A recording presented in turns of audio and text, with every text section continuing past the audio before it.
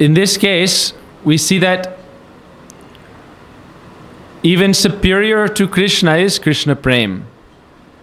In this example, how is it that Krishna is taking Radhika's feet and placing them on his head? He is the Supreme Personality of Godhead. So some people may have some doubt in this pastime. Say, where is this coming from? But Gurudev describes that this is not amazing because Krishna is Prem Purushottama. He is the personification of pure love. And Krishna, not only this, but our goal is not directly Krishna. Our goal is Krishna Prema, Pancham Purushartha Krishna Prema. And so if Krishna is not able to take the feet of Radhika on his head, then how is Prema superior to even Krishna? Krishna Prema is our goal, not Krishna. So if he is not taking your feet on his head, then where's the Prema?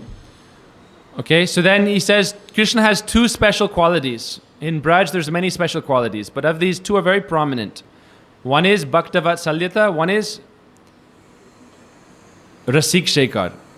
Krishna is Bhaktavatsalya. He is subordinate to his devotees. He will break his vow to uphold the vow of his devotees, like he did with Bhishma in the Mahabharata.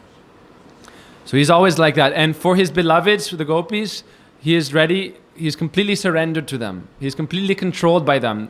Radhika is Svadhina Bhartrika. Krishna is completely controlled by her. And in Prem, there is the special feature that what seems higher becomes lower, and what seems lower becomes higher. So people say Krishna is the Supreme Personality of Godhead. How can he take the feet of the gopis? But by Tattva, if you look at it by Tattva, Swarup Shakti and Shaktiman are non-different. Shakti, Shakti, Matora Beda. So if you look from the standpoint of Tattva, then Krishna and Radhika are both on the equal level. But if you look from, this is Ras Tattva, if you look at like Vaikuntha, then Narayan will not take the feet of Lakshmi on his forehead. So therefore, Braj is superior. This is one superiority of Vrindavan. Where in Vrindavan, what seems like ordinary people would think this is higher becomes lower, and what is lower becomes higher. But in the actuality, Radhika and Krishna are both eternally inseparable. And Krishna is showing the glory of Srimati Radhika by this action, that he is taking her feet on his head. Then there's one example given by Kavi Karnapur, that if he gives this example about Krishna Prema, if you don't have Krishna Prema, everything is useless. You may be very qualified in this world, you may be like a king, but if you're not using your endeavors to serve Krishna, it's all useless, if it's not connected to Krishna Prema. And if in Krishna Prema you're not serving Srimati Radhika, not worshipping Srimati Radhika, then even your Krishna Prema is useless. So he says, you may be a very qualified poet, like Shakespeare, Gurudev says. But if you're not using that to glorify Radha and Krishna, it's useless. You may be very intelligent. If you're not using it to glorify Radha and Krishna, it's useless. You may be very wise, very powerful. It's all useless. You may be serving Guru very nicely. But if your Guru is not serving Radha Krishna, then it's useless. And you may be serving Krishna in Krishna Ashray. But if you're not serving Srimati Radhika, it's useless. This is the glory of Srimati Radhika. And people who don't understand and accept the position of Srimati Radhika are considered to be very foolish. They're not very intelligent. So then Gurudev makes an important point. What is the Praman? What is the Praman, the proof that Krishna has taken Radhika's feet on his head? People who may say, oh, we don't, which scripture is this from? Which scripture is it from? We don't find it in these scriptures. So then Gurudev said, there is Praman. We should not think. We support what we say with Praman. They may say, okay, Raghunath is praying like this. He has the mood of serving Radhika and that Radhika is superior. But some people think Lakshmi is serving Narayan and Sita is serving Ram. We don't hear that Ram is taking Sita's feet on his head. Narayan is taking Lakshmi's feet. But Radhika is far superior to them. Uma Rama Satya Sachi Chandra Rukmini Radha Avatar Sab Amnaya Vani. They're all Radharani's incarnations. Swarup Shakti is the supreme. We are Gaudiyas. Bhaktisiddhanta Prabhupada said, Gaudiyas are worshipping Srimati Radhika. Vaishnava is worshipping Vishnu. Krishna is worshipping Krishna. But Gaudiyas are the topmost because they understand Gaudi, the followers of Gaudi Srimati Radhika. And she is Swarup Shakti, she is topmost. And Radhika is taking her feet on his head. So what is the evidence? Gurudev mentions 3. He said there are different sastras, Gopal Tapani, and different sastras that have references to this kind of pastime. And then 3 very specific ones. Many are indirect, but then there are specific references that are not indirect. 1, Geet Govinda, Jayadev Goswami, Smaragalla Kandanam, Mama Siddhasi Mandanam, Dehi Pada Palamudharam. He said Jayadev Goswami is Siddha, perfect. And he wrote this, so it's Samadhi Bhashya. Even he was hesitating to write that Krishna was falling at the feet of Radhika and placing her feet on his head. He was hesitating to write this, and Krishna himself came and wrote it down. So this is one evidence. And then it's also written by, in certain places by Jiva Goswami and also by Kavi Karnapur. And then Gurudev mentions that in the Bhagavatam this is also present, but it is hidden. Anayad Adita Nunam Bhagavan Hiririshwaraya Novihai Govinda Prituyad Anayadraha. In this verse, Radhika's name is indicated, and how Krishna left all the gopis and took Srimati Radhika. So when Krishna left the Rasa dance with Radhika, the gopis who were searching for her found two sets of footprints. One was Krishna's with Krishna's signs, and one was Radhika's. Two sets of footprints. And they were both walking. After some time, they saw that only one pair of footprints, but slightly deeper in the ground. So Krishna was carrying Radhika. And then later they saw that they were both sitting, and in one place they saw only the toes and front part of Krishna's foot. So Krishna was reaching up and picking flowers, and they saw some flowers were picked from the tree. And so he was making some garland and some decoration for her hair. And then later on they saw that they were sitting in such a way that Krishna was serving Srimati Radhika.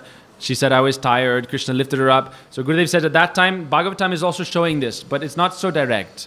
It's showing that Krishna was massaging her feet and serving her feet in all these ways. And that time he took her feet on his chest and his head. So the Bhagavatam describes this.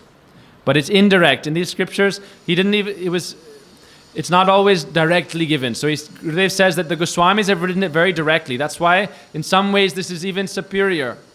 It's a further illumination of the deepest secrets of the Bhagavatam. But we are very used to this conception because we are here always glorifying Radha Krishna. But people who are not in this line, they think it is very strange and they don't necessarily have faith.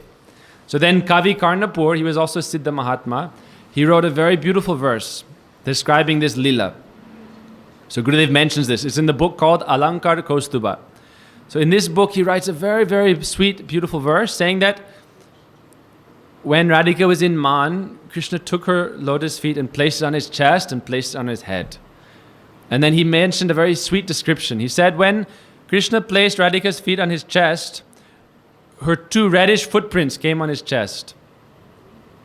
So that time Tulsi Manjari is praying, may I give you this alta, may I serve. As Raghunath is praying, may I serve you like this. But when these two footprints came, then he gave an example. Krishna's chest was like dark sham, so it was like the night sky. And then these two footprints coming is like the first tinges of the rays of the morning sun. When the sun is rising, golden color, and then it hits the horizon, all the clouds become red and the land becomes permeated with this color of anurag, then this is like Srimati Radhika's footprints on Krishna's chest. So it's a very sweet example. When we see, if we look at when it's nighttime and then we see the sun is rising and we see the reddish color, we can imagine this dark night sky is Krishna's chest, and as the sun is rising and it's becoming reddish, the horizon, then this is the color of Radhika's alta. It's a very sweet description. And then one more description is that on the Jamuna is also darkish, sham. Because she is always meditating on Krishna and Krishna is always bathing in her waters, so she has become sham. And another reason she has become sham, Kavi Karnapur writes, is that the gopis are always giving kajal on their eyes, meditating on and attached to Krishna, thinking of Krishna, and then every day they bathe in the Jamuna. So all this kajal is daily coming in the Jamuna, so she could become sham. So then Krishna's chest is like the color of the Jamuna, sham, and Radhika's two footprints on his chest are like two red lotuses. So this very sweet description is given by Kavi Karnapur. And the beauty of this is more beautiful than Krishna's Kaustuba Mani and his Srivatsa line and his line of Lakshmi. There's a gold line on Krishna's chest that's very auspicious, the line of Lakshmi. And then there's the Srivatsa, and then there's the Kaustuba Mani, these three ornaments on Krishna's chest. But when lotus footprints of Radhika come, then that defeats the beauty of these three things. So Kavi Karnapur writes like that. And then he writes that when Radhika's feet come on Krishna's forehead, then it mixes with his hair and becomes very beautiful like that. So at that time, this is three of the pramans. And Tulsi Manjari in this way is meditating and praying to Radhika, when will I get this chance to again serve your lotus feet? So she is in two states. In Siddhadasa, she is present as Tulsi Manjari, performing this service, meditating on that service.